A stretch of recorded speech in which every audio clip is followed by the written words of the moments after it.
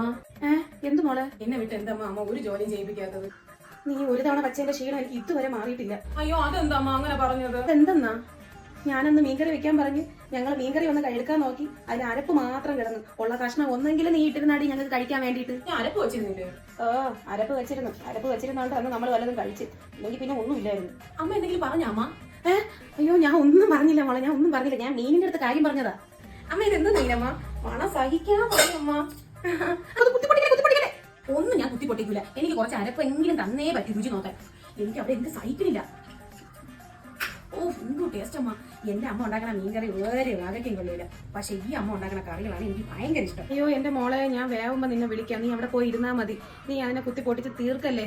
ഞാൻ വിളിക്കാം നിന്നെ. ഞാൻ ശരി അമ്മ. വേവുമ്പോ അമ്മ വിളിക്കണേ. ഞാൻ ഇത് അടച്ചു വെക്കാം. അമ്മ വിളിക്കണം, മറക്കല്ലോ. അയ്യോ ഞാൻ മറക്കൂല. പോയി അവിടെ ഒന്ന് ഇരുന്ന് തരുമോ ഇത്തിരി? അയ്യോ